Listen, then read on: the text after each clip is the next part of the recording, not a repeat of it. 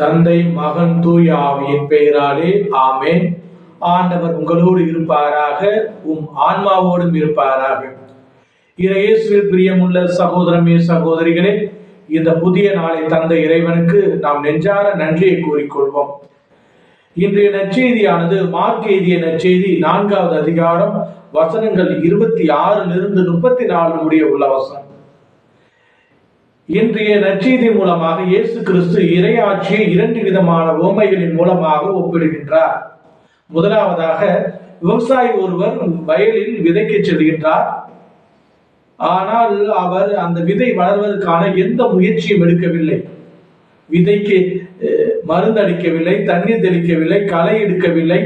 ஆனால் அறுவடை காலம் வந்தவுடன் அதை அறுப்பதற்காக செல்கின்றார். இரண்டாவது உவமை கடுகு விதை உவமை.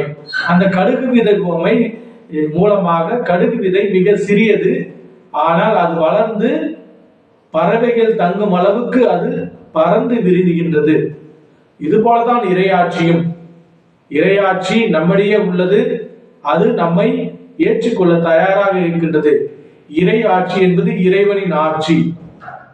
இந்த நற்செய்தி நமக்கு கூறும் செய்தி என்னவென்றால், நாம் இறையாட்சியில் பங்கு கொள்ள நாம் தான் முயற்சி செய்ய வேண்டும். நமக்காக பிறர் யாரும் முயற்சி செய்ய மாட்டார்கள். இந்த விதை விதைத்தவுடன் அது சும்மாக இருந்து விடவில்லை.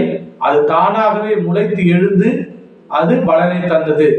அதுபோலதான் கடுகு விதை சிறியதாக இருந்தாலும் அது தானாகவே வளர்ந்து பெரிய மரமாகி அது பறவைகள் தங்கும் அளவுக்கு பெரியதாகி வளர்ந்தது. அதுபோலதான் நாமும் இறையாட்சியில், அதாவது விண்ணக ஆட்சியில் பங்கு கொள்ள நாம் முயற்சி செய்ய வேண்டும். அதற்கு இயேசு உறுதுணையாக இருப்பார். அவருடைய வார்த்தையை நாம் வாசித்து அதன்படி வாழ்கின்ற பொழுது நாம் அதில் பங்கு கொள்ள முடியும்.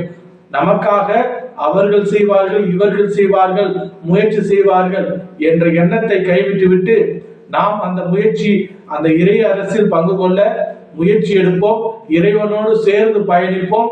இறைவன் நம்மை அந்த இறையாட்சியில் பங்கு கொள்ள வைப்பார் என்பது என்ற மாற்று கருத்தும் இல்லை. ஆகவே அன்புமிக்க சகோதரமே சகோதரிகளே, இந்த புதிய நாளிலே இயேசுவின் கரம் பிடித்து நடப்போம். இறைவனுடைய ஆசீர்வாதமும் அன்பும் அரவணைப்பும் நமக்கும் நம்முடைய குடும்பத்தில் உள்ள அனைவருக்கும் கிடைக்க சிறப்பாக ஜெபிப்போம்.